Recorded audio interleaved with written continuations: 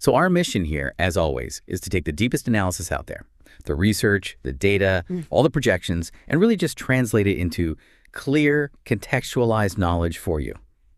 Today, we are diving into one of the most challenging, but also potentially transformative stocks on the market, NuScale Power. Ticker is SMR. And if you've been tracking this one, you absolutely understand the tension here.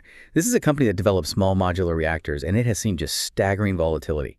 I mean, we're looking at a stock that was trading near $57 at its peak, and today it's sitting at a painful $14 level. That's a brutal 75% collapse. It's driven by some genuine fear and massive selling pressure. However, the stack of analysis reports we've been reviewing, it reveals this profound disconnect. You have major Wall Street analysts stubbornly maintaining consensus price targets around $35. And some are even higher. Some are much higher, with projections going as high as $60. That represents a potential upside from, over 100% to more than 400% from where we are right now. So our whole deep dive today really hinges on this one question. Why is the market pricing in failure at $14 when the expert analysts are still projecting a fourfold return? We have to unpack the bear track before we can even start to understand the bullish catalyst. Okay, let's unpack this. That disparity is everything. That gap between market sentiment and what the analysts see as fundamental valuation. It's the defining feature of NuScale right now. The stock price, sitting at $14. It's a clear signal. The market believes the company's business model is fundamentally in trouble. Or that the timeline is just too far out. Exactly. Too far out to matter. But then you look at those consensus targets of $35, and they suggest that the analysts are looking past all this short-term financial pain, and they're seeing the inevitable arrival of a massive non-negotiable demand for this exact type of technology. So the central conflict we're dissecting from the research is this crash a signal of business failure? Or is the street just looking backward, while the informed analysis is looking forward? We really do have to respect the drop first. A 75% freefall doesn't happen by accident. The research points to primary, very concrete reasons that drove the stock down and triggered what's known as capitulation. Right, where investors just give up, they sell at any price to get out. Exactly. And the first reason was, it was a disaster of an earnings report, specifically the Q3 miss. That was the moment the short-term confidence just shattered consensus analyst expectations. They were for NuScale to post a manageable loss, something around 11 cents per share for the quarter. Manageable, right. What actually happened? What actually happened was an astounding loss of $1.85 per share. Wow. That's nearly 17 times worse than expected. Yeah. It's an almost unbelievable disparity.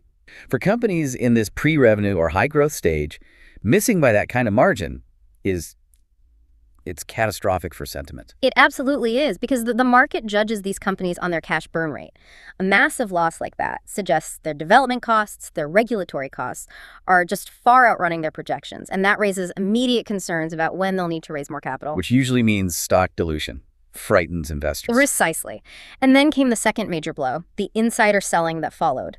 The research highlights share sales from key figures, notably the chief financial officer, and critically, from Fluor. And Fluor is their biggest financial backer, right? A major engineering partner. The biggest. So when the person who knows the financials best, the CFO, is selling, that's a bad signal. It's a terrible signal. The market reads that as a complete lack of confidence in the immediate future. And when Fluor, this massive industrial firm that has supported NuScale for years, starts offloading a big part of its holding, it sends this powerful negative message that the deep-pocketed smart money is reducing its exposure. So that confirms the panic. It confirms the panic. So between the shocking financial loss and the insider exit signals, the price was just driven down hard. The analysts in these reports, they refer to the people who sold at $14 out of fear as the weak hands. Okay, so that sets the stage perfectly for the other side of the coin. The contrarian thesis. Huh. Because if all that bad news is historic, then we have to look to the future to justify that $35 consensus price. Exactly. If the analysts are correct, those weak hands sold at the absolute moment of maximum fear, maybe just before a massive upswing. But before we dive into those targets, let's just clarify the product itself, because it's so central to this whole narrative. When we talk about NuScale, we're talking about the small modular reactor, the SMR. What exactly is an SMR, and why is its small nature the key to all this potential? That's essential context. A traditional nuclear power plant it's a behemoth. It's custom built, takes decades to permit, and costs tens of billions of dollars.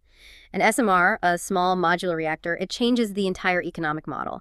It's essentially a factory-built, standardized nuclear unit. So like an assembly line for nuclear reactors. In a sense, yeah. The key is modular. They are much smaller reactors, just a fraction of the power output of a traditional plant, but they're built in a controlled environment, a factory, and then shipped and assembled on site much, much faster. This standardization drastically reduces both cost and construction time. It allows them to be deployed in very specific locations where a giant plant just couldn't fit or wouldn't be economical. They're designed to be put exactly where the power is needed. Which, as the analysis shows, is the critical advantage in this new energy crisis. And that brings us right back to those incredible price targets. We're at $14, but the average analyst consensus is $35.18. And that high estimate from Canaccord Genuity is a staggering $60. So analysts are valuing the future business model at 4 times its current market price. Here's where it gets really interesting. The driver behind this is singular, and it is massive: the AI energy supercycle. This isn't just about general economic growth. It's about a specific exponential power demand that our current infrastructure simply cannot handle. And the analysis reports frame this as reaching a crisis level. They do. Think about what AI actually requires. This isn't just running a website. It's running massive foundational models, complex training algorithms, these vast inferencing operations, which is just a fancy way of saying constantly using AI models. All of this requires data centers that consume truly enormous and, more importantly, continuous power loads. And our historical go-tos like solar and wind, they just won't work for this demand profile, will they? The analysis is very clear on this. No, because of reliability and density. AI data centers cannot tolerate intermittency. You just can't have it. If your power source goes down, your multi-billion-dollar compute cluster goes offline. It's a non-starter. You need guaranteed 24/7 baseload power. And the scale is the issue too. Scale is a massive issue. To provide, say, 5 continuous gigawatts using solar and battery storage, it would require a land area so vast and a battery backup so expensive that it becomes logistically and financially impossible. The research highlights that only nuclear energy, specifically the standardized deployable kind offered by SMRs, is viable for these immense power requirements of the AI future. So the analysts, they're not looking at NuScale's $1.85 loss. They're looking at the terrifying power forecasts coming out of the major tech giants over the next 5 years. So that's the engine. That's what validates a $35 valuation in their minds. Okay, so if nuclear is the inevitable answer to the AI power crisis, why is NuScale the focus of this huge valuation gap? Why not a dozen other companies? That is the crucial differentiator. This is their market moat. NuScale is the only company right now that holds a U.S.-approved nuclear small modular reactor design. The only one. The only one. This regulatory approval from the Nuclear Regulatory Commission, it's the golden ticket. It's a process that is famously slow, incredibly expensive, and requires years of rigorous safety testing and verification. This approval means NuScale has a significant and likely multi-year head start on actually executing. Its competitors are still stuck in that regulatory pipeline, watching the clock tick on the AI demand crisis, while NuScale is ready to take orders. And the size of those potential orders it's almost fictional. The analysis doesn't just talk theory. It points to some tangible demand signals. We're seeing massive rumors, for instance, around projects like Microsoft and OpenAI's whispered Project Stargate. The sheer power requirement just for one project is speculated to be up to 5 gigawatts. To put that in perspective for you, 5 gigawatts is enough power to run several million homes at the same time continuously. It's an industrial level of consumption that's just unheard of in a single project. And NuScale is already positioning itself to handle demand on that scale. The analysis points to their existing partnership agreement with Entra1 and the Tennessee Valley Authority, the TVA. A huge utility. A massive utility. And that agreement covers up to 6 gigawatts of potential deployment. So they have proven they can attract and plan for these enormous utility-scale projects. A single confirmed deal, let's say a 2-gigawatt contract with a major tech firm to power a new data center campus, would not only validate the technology, it would instantly bring in massive guaranteed revenue streams. The research implies that an announcement like that, a definitive contract, would cause the stock, currently priced by fear at $14, to gap up to $25 overnight. That's the moment the market finally acknowledges that the future is actually here. That is an incredible catalyst scenario. But let's bring in some necessary critical thinking here.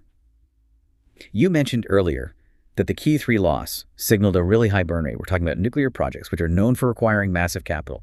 So the listener is probably thinking, if they're burning cash while they wait for these multi-gigawatt contracts to materialize, which takes years, isn't there a severe risk of them just running out of money? Or being forced into massive dilution, or worse. Or even insolvency before this whole AI supercycle pays off. How does the analysis address that financing risk? That is the most crucial pushback, and the financial safety net is a huge reason why analysts are maintaining their high targets. The analysis reports confirm that despite that recent operational loss, NuScale is sitting on a robust cash position. Okay. Approximately $750 million as of the last filing. So you're right, the $750 million sounds kind of small when you compare it to the tens of billions needed to build a full-scale plant. Yeah. But the purpose of that cash isn't to build the final projects themselves. It's a bridge. It's a bridge. It's to finance the runway to survive until the contracts are signed, and the major financing mechanisms, often project financing backed by utilities or the tech firms themselves, kick in. So that $750 million is really a buffer. It allows them to continue all the development, the licensing, the engineering work they need to do to finalize a deal. And it prevents the need for immediate, painful dilution. Exactly. It defines the whole situation as a wait-and-hold scenario, not an immediate insolvency risk. They have the financial cushion and the regulatory advantage to wait for that demand curve to intersect with their unique supply capability. The cash basically ensures they won't go bankrupt, waiting for the AI demand to become completely overwhelming. So what does this all mean? The analysis really does paint a clear picture of a contrarian, high-risk trade. NuScale is, without question, high volatility. That $14 price reflects genuine fear over earnings misses and those insider sales. But the analysis strongly argues that this fear has obscured the fundamental reality, and the reality is they hold the exclusive solution, the only U.S.-approved SMR for a global power crisis driven by AI that right now cannot be solved by any other scalable, non-intermittent technology. The analysts are simply looking past the current loss and pricing in the inevitability of the AI supercycle hitting NuScale. It's a classic contrarian setup, isn't it? The point of maximum market pain and capitulation shown by that 75% drop, meeting the point of maximum future opportunity shown by those $35 and $60 price targets. Right. And the thesis in the report concludes that the weak hands have folded, the initial bad news is now priced in. Now the accumulation phase is beginning for those who trust the forward-looking fundamentals over the short-term sentiment. That leads us to the final provocative thought we want to leave you with today. Building on this knowledge of the analyst targets and that $750 million cash runway. We know the AI power demand is spiking. We know major projects like the rumored Project Stargate require multiple gigawatts.